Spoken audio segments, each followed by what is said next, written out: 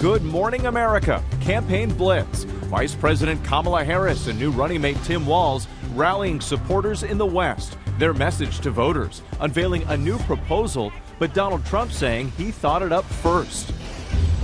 Middle East on edge, the fallout from the Israeli military strike on a school-turned-shelter in Gaza that Israel says was housing more than a dozen terrorists. New images of the aftermath, with the U.S. demanding more details on the IDF operation. Maui mystery. The FBI's warning about homemade explosive devices found on the island. An explosion heard on home video causing damage. Are there more devices out there?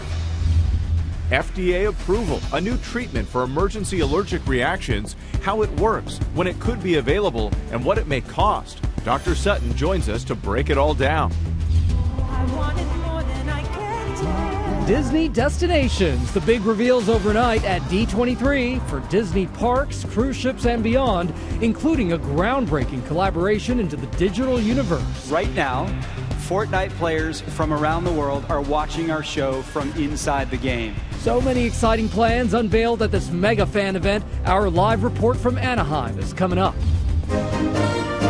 And that golden glow, Team USA closing out the summer games with fantastic finishes. Triumph for the women's soccer team, medal moments at the track, and the dream team dominates on the court for a very good night.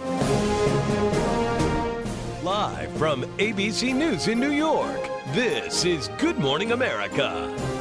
Good morning, America. How about Chef Curry with the pot? He was cooking last night. Dream team. Unbelievable. Loved it. So much fun. So Soccer, track and field, all of that coming up. Great to have Rachel back with us this morning. We have a lot to cover. Obviously, some good moments in Paris for Team USA, but some controversy as well. Moments ago, an Olympic ruling came down on the status of the bronze medal awarded to U.S. gymnast Jordan Childs, what we've just learned coming up. And parents and teens are getting ready to start the college application process. We'll check in with an educational planner for details on what you need to know. But we do begin here with the race for the White House, of course, as both candidates focus on the West this weekend. Vice President Kamala Harris holding a campaign rally last night in Las Vegas. And that's where we find ABC's Zohreen Shah. And Zohreen, she introduced some new policies there last night. Gio, that's right. But first, Trump had been ramping up pressure for Harris to face reporters. Just hours ago, she did, but he is still slamming her, now saying that she is copying one of his policies. This morning, Vice President Kamala Harris proposing to eliminate taxes on tips during her Las Vegas rally, hours after the powerful culinary union endorsed her. When I am president, we will continue our fight for working families of America. Trump slamming Harris, saying she copied my no taxes on tips policy. Vice President Harris on Saturday also dodging tough questions about the Biden administration's involvement in the Israel-Gaza war amid recent Israeli airstrikes. We need a hostage deal and we need a ceasefire. The 12,000-person political rally, a culmination of a 5-day rollout tour with Harris's vice presidential running mate, Minnesota Governor Tim Walz. Many attendees energized with a shakeup on the Democratic Party ticket. Would you be here if the ticket hadn't changed? No, I probably would not be here. Meanwhile, Trump attending fundraisers in Wyoming and Colorado, his last swing state event 8 days ago in Atlanta, Georgia. His vice president nominee, J.D. Vance, continuing to slam Harris's VP pick, Tim Walz, who left the military after earning the highest enlisted rank for his unit, but right before his unit could have been sent to war. It doesn't make sense for us to fight over each other and talk or comment about each other's service. Walz appearing to use the attacks launched on him on Trump. Donald Trump knows nothing about service. It's pretty hard to provide service to others when you're too busy looking out for only yourself. Trump has not announced any public events today. Meanwhile, Harris will head to San Francisco for a fundraiser. Nancy Pelosi is expected to speak there, and the DNC is just 1 week away, Gio. And Zohreen, while we have you here, the Trump campaign says that some of its internal communications were hacked. What do we know here? The Trump campaign claims that foreign sources hacked them. This is based on a Microsoft report that came out on Friday that says back in June, a group run by Iranian intelligence sent a spear phishing email to a high-ranking official on a presidential campaign. Now, we asked Microsoft about that report, but the company would not go beyond its report or say which campaign, and the Trump campaign has not provided more details either. The Microsoft report says the company has been tracking attempts from possible bad actors and foreign entities to interfere in the U.S. election. National security officials have been warning about these kinds of threats. Gio. All right, Zohreen Shah there in Las Vegas. Thank you so much. Gio, thanks. And for more now on the campaign, let's bring in ABC's Chief Washington correspondent, Jon Karl, who'll be hosting This Week later this morning. John, good morning to you. Always great to have you. So you interviewed Trump running mate J.D. Vance and asked him about whether Trump believes he's ready on day one. Let's take a look. Most people, 99% of the country, they don't vote on who the vice presidential nominee. They're voting for Donald Trump or for Kamala Harris, not for J.D. or Tim Walz, right? But what I think that he does believe, because he made it the main focus of his vetting process, is, do I think this person can be president on day one if, God forbid, something happens? Yes. So I absolutely am sure that Donald Trump is confident in my abilities. I also think that he's right, that the politics of this really don't matter that much. So, John, will that satisfy some of those who may have been questioning his readiness?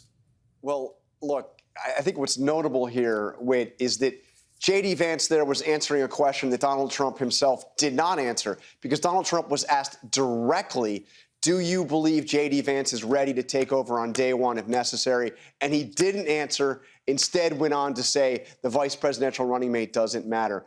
And as far as whether or not voters are satisfied with the answer, the bigger issue J.D. Vance faces is some of the more controversial statements and positions he has taken over time. And as you will hear in this interview, we ask him very directly about some of the statements he has made over the recent last few years that have taken considerable blowback in this campaign.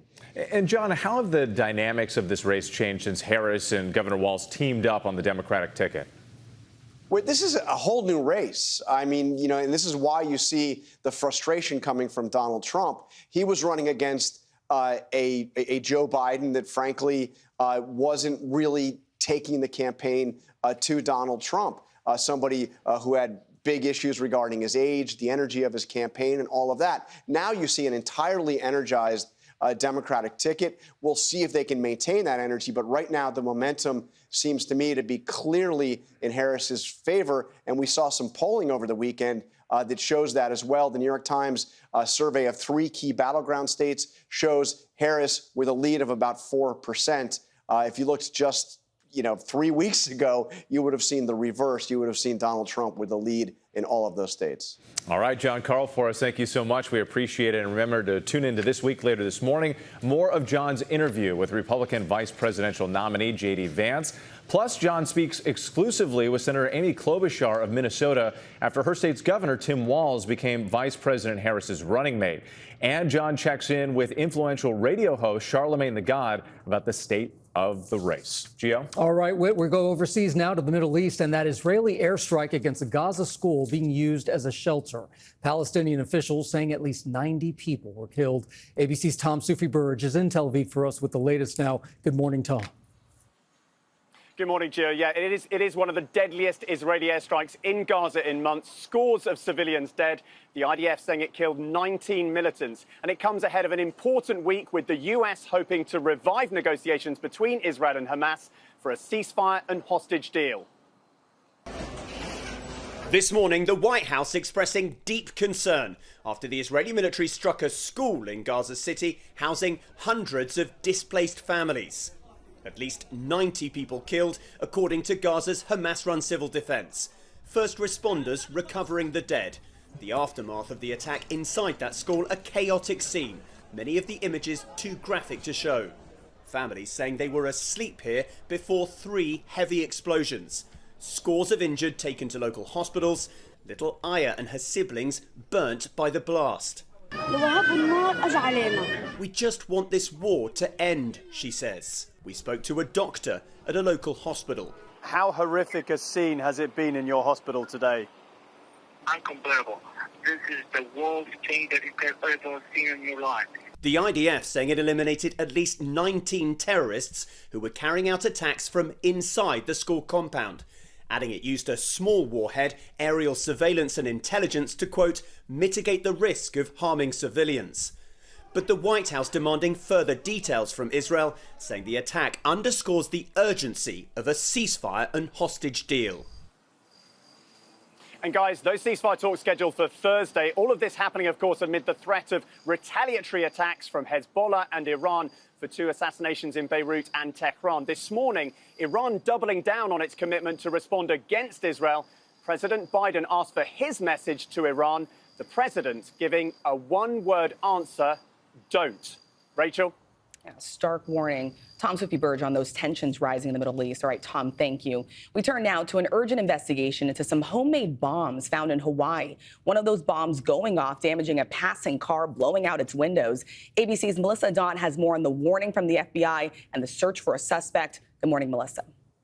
Good morning, Rachel. So there's a mystery on Maui. Police there finding a series of what appear to be homemade bombs across Maui. And now the FBI is asking for people on the island to report anyone seen leaving behind suspicious objects.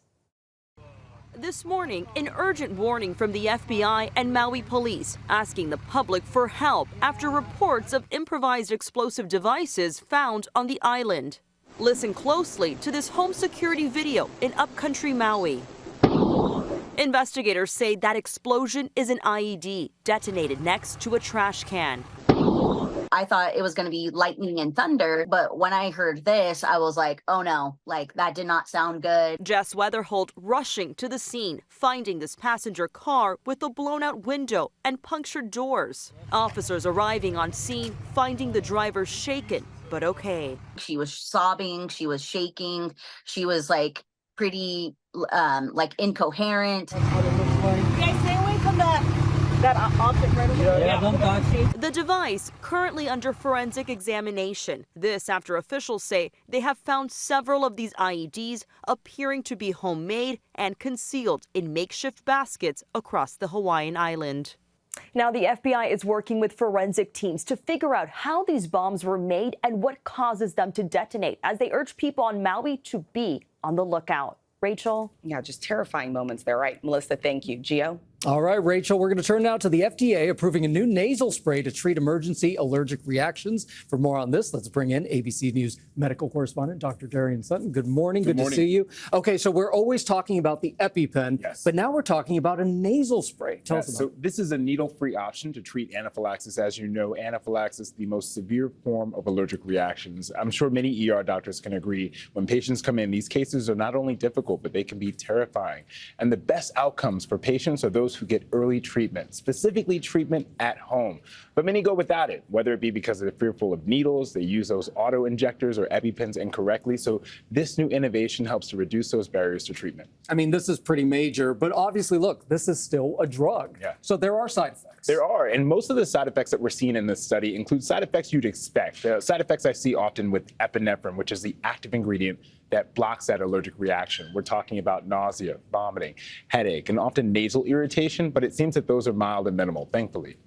And so do we know when this will actually hit shelves? Because a lot of people are looking at that. Yeah, as you know, FDA approval doesn't automatically translate to what we see on our shelves. We can expect to see it in about 8 weeks. And as for price, what I've checked and seen so far is that the price available for those with insurance seems to be around $25. Without insurance, it can go up to $100. But there are some financial incentives and requirements where you can get it down to zero. So again, this can reduce barriers to those in need. And certainly some people don't even know how to use an EpiPen. Yeah. This is a nasal spray. Most people know how to use that. More than 3,000 people come into the emergency room from using the EpiPen incorrectly. So this is a great option for those who are fearful or just might not know how to use it. All right, Dr. Darien Sutton, thank you so much. Of course.